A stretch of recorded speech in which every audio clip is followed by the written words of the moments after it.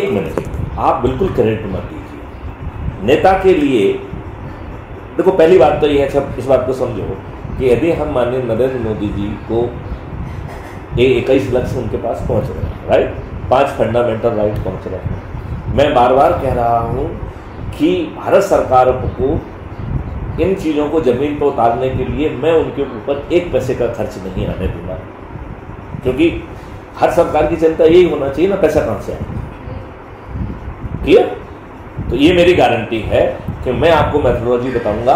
आपकी भारत सरकार को अपने संसाधनों से, जनता से खरीदे गए टैक्स के ऊपर हम 1 पैसे का बोझ नहीं बने। हम आपको 5 फंडामेंटल राइट देंगे। Fundamental right to employment, fundamental right to health, fundamental right to education, fundamental right to food, और फंडामेंटल राइट टू प्रॉस्पेरिटी, और फंडामेंटल राइट टू प्राइवेसी। और ये अद्भुत है, क्राइम फ्री भारत 5 सर्टेनिटी के साथ मिलेगा। ऐसा क्राइम फ्री भारत जो आपके ऊपर धन की वर्षा भी करेगा, और भारत सरकार के ऊपर सबसे ज्यादा धन की वर्षा होने वाली है, क्योंकि उसके पास 10 गुना ज्यादा पैसा पहुंचेगा केवल क्राइम फ्री भारत की स्ट्रेंथ पर। बाकी एक और मॉडल भी है, वो पेपर करेंसी मुक्त भारत। तो 10 गुना पैसा पेपर करेंसी मुक्त भारत से आएगा, और 10 गुना पैसा जो है वो क्राइम फ्री भारत से आएगा। तो अभी पेपर करेंसी मुक्त भारत को थोड़ा किनारे लगा देते हैं।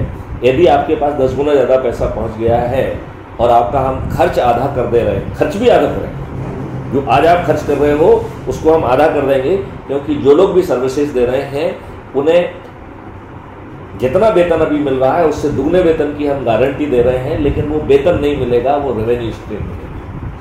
वो रेवेन्यू स्ट्रीम काम करने की मिलेगी, और काम करते ही मिल जाएगी, आपको महीने के अंत तक वेट नहीं करना पड़ता। और यदि आप जो है दुगना नहीं कमा पाते हैं तो हम आपके डेबिट अकाउंट से ही आपको उसकी भरपाई कर देंगे। सरकार का पैसा खर्च नहीं होगा, राइट। और आपको किसे ट्रेन करेंगे कि आप दुगने से ज्यादा कैसा करें।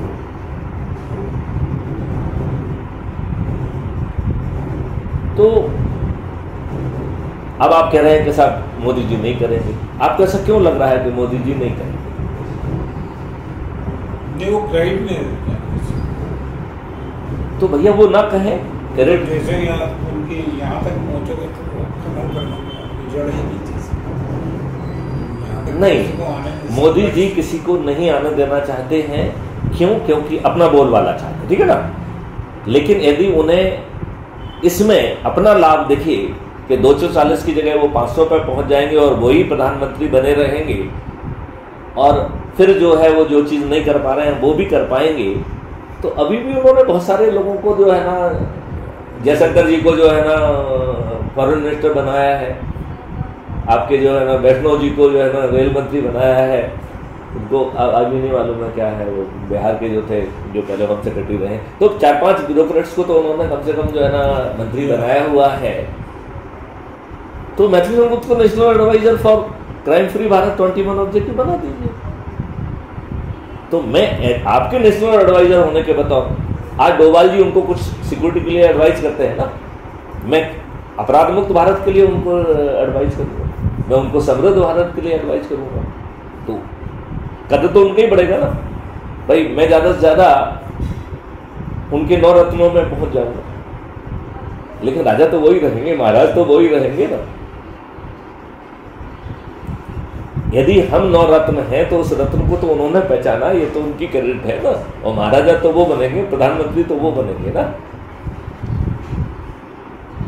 चलिए माननीय नरेंद्र मोदी जी से प्रार्थना करते हैं कि भगवान सद्बुद्धि दे और आप हिंदुस्तान को 21 लक्ष्यों और 5 फंडामेंटल राइट के साथ समृद्ध भारत बनाने में, विकसित भारत बनाने में, जो कि आगे चल के पूरे विश्व को जो है ना भी अपने ही गुणों से भरपूर कर देगा वसुंधरा कुटुंबकम के माध्यम से। ऐसे सनातनी भारत को, जिसका पूरे ग्लोब में, पूरे विश्व में डंका बजेगा, और वो डंका नेगेटिव नहीं होगा, पॉजिटिव होगा। भारत नहीं, विश्व का हर देश जो है वो समृद्ध होगा, शांत होगा, खुश होगा, उसे भोजन के लिए, गरीबी और इन सब चीज़ों से वो दूर होगा। ऐसा भारत के लिए जब श्रेय माननीय नरेंद्र मोदी जी को मिलेगा तो मुझे लगता है कि माननीय नरेंद्र मोदी जी को हमारी बात मानना चाहिए। जय हिंद, जय भारत, वंदे मातरम।